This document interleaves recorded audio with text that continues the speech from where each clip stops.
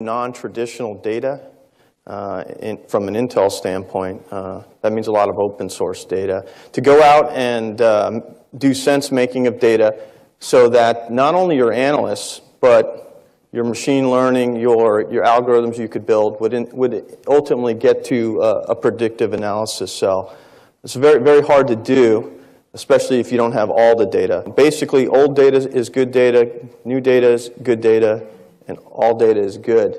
I want it in all. The context of how I view human terrain, yeah. Somewhat controversial in some aspects, is it's sociocultural information, and it becomes, when used in intelligence purposes or for sense making for operations, when you bring it to the GeoInt, I don't mean to be coy in saying that, when you bring GeoInt to it, I think it becomes human terrain. You have to reach out and have human people using traditional, non-traditional data sets, as you see there. That's further to the right there. There's and multiple ultimately, layers. as you bring in Esri products in GeoInt, you get outputs as unclassified examples there of different layers that you would make. It's that open source combined with the classified information, combined with the now, the old and the now, that begins to give you the layers you can make to make sense of what's really going on.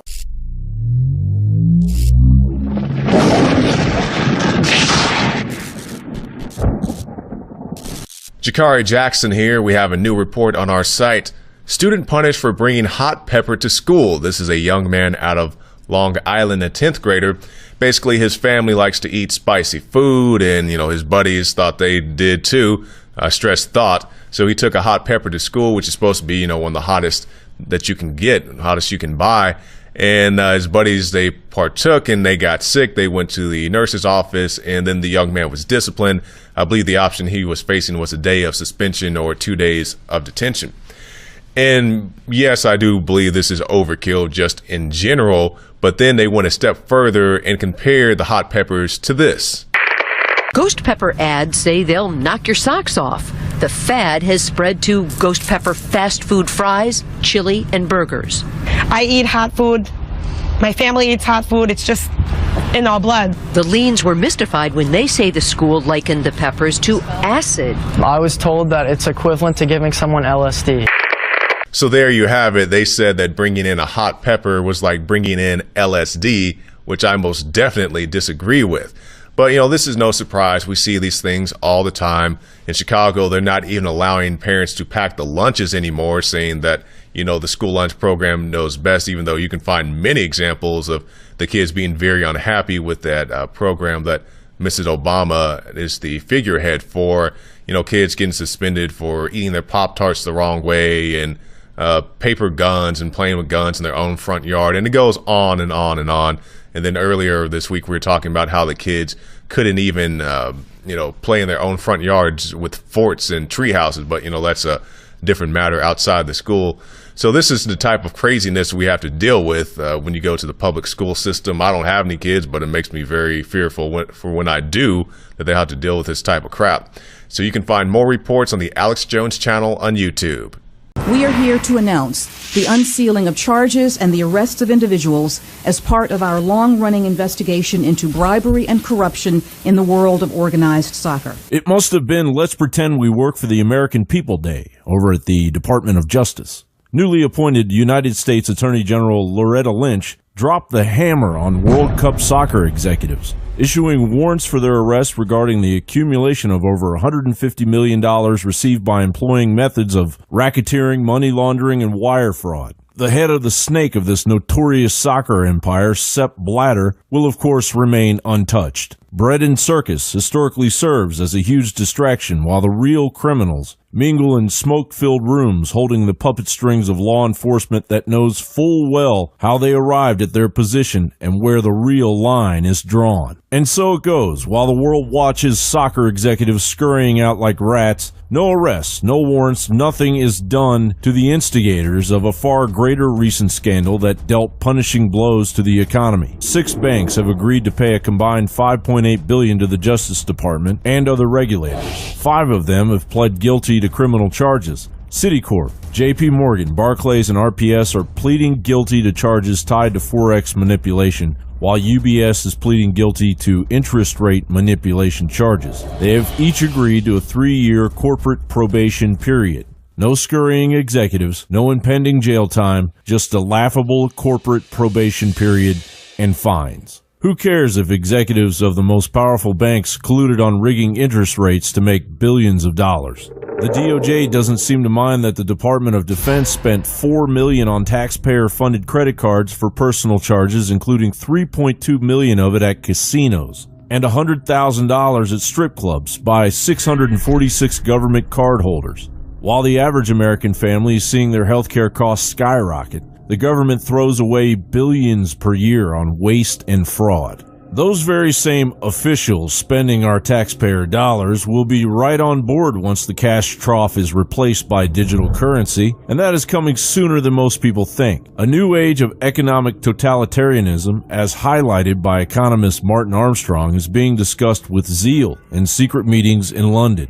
Armstrong writes, "This idea of eliminating cash first floated as the normal trial balloon to see how the people would take it. Kenneth Rogoff of Harvard University and William Buter, the chief economist at Citigroup, first launched the concept. Their claims have been widely hailed, and their papers are now the foundation for the new age of economic totalitarianism that confronts us. Rogoff and Buter have laid the groundwork for the end of much of our freedom, and one day will be considered the new Marx with hindsight. Considerations of their arguments have shown how governments can seize all economic power and destroy cash in the process of eliminating all rights. Physical paper money provides the check against negative interest rates, for if they become too great, people will simply withdraw their funds and hoard cash. Furthermore, paper currency allows for bank runs. Eliminate paper currency and what you end up with is the elimination of the ability to demand to withdraw funds from a bank. Our Defense Department squanders billions of taxpayer dollars. We wanted to know how much taxpayer money the government spends on these mysterious micro purchases. So we found out. Our review found about $20 billion in just about the course of a year. We asked all of these other major federal agencies based here in D.C. for their micro purchase shopping lists, and all refused. The same cadre of criminals that crashed the economy in 2008 were merely slapped on the old wrist after being caught rigging interest rates. And world governments are colluding to imprison the population with a digital currency that will enslave anyone that doesn't adhere to the impending New World Order system run by a group of elite scum that would become far more powerful than anything we have ever imagined in our worst nightmares. The Trans-Pacific Partnership, or TPP, as it is called, is an all-out assault on our national sovereignty. It would unconstitutionally transfer legislative powers from the U.S. Congress, our state legislatures, our city and county governments, to multinational corporations and unaccountable international bureaucrats at the World Trade Organization. And Americans are still off in la la land thinking that United States has the sovereignty. You know, the International Organization of Securities Commission regulates our market, and there's a Basel Commission on banking and the BIS, which Bank of International Settlements. These, the Federal Reserve is part of BIS. It regulates banking. You know, the International Criminal Court of Europe has jurisdiction over here in the United States. So the American people need to wake up that the sovereignty of the United States is gone. Global government's not coming, it's here. Exactly. But twisting a few media moguls' arms to squeeze out bribes within an industry built on kicking a ball around a field is far more important. John Bound, INFOWARS.com.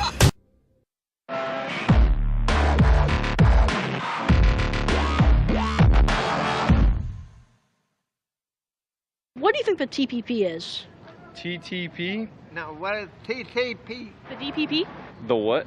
TPP. I have no idea. Nope. I have no idea what that is. I ain't got a clue. I have no idea. Do any of y'all know what the heck the TPP is? TPP? Any of y'all? No. No. Nobody knows what this is. I have no idea. The toilet paper products. The Texas Petroleum people. The terrorist group? I don't know. And my name is a WWE Thunderstruck Roller Coaster. God bless you. Words of wisdom. I would honestly have no idea. Well, it gives information and entertaining. Well, I don't know exactly the words in English. And that's what we call guessing. Probably some Congress thing about homeless men. Tyrannical people in power. Actually pretty close, pretty darn close. Toilet paper. The TPP, or the Trans-Pacific Partnership. Trans what? Pacific Partnership is a alliance of corporate global businesses that will then be able to, in any of the three segments, Asian, Pacific, European, or American, will be able to bypass any or all of the laws and rules in that place and be able to do away with currency and due process. What do you think about that? Reminds me of what China does with their free market zones. I would definitely have to hear a lot more information because this sounds a lot like a bit of conspiracy theory to me. I think it sounds a little bit far-fetched. I'm being totally honest, I just don't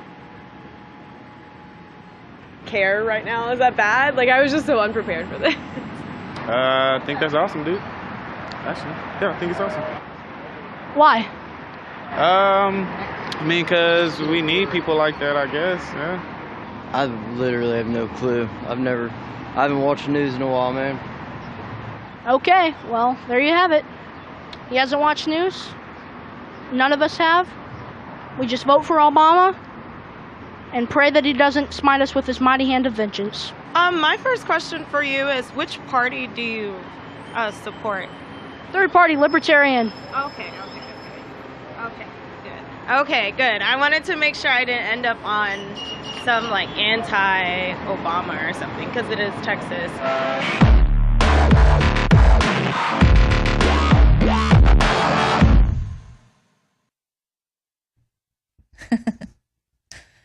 Yes, because that would be devastating. The TPP is fine, just don't insult the Lord and Savior Barack Obama.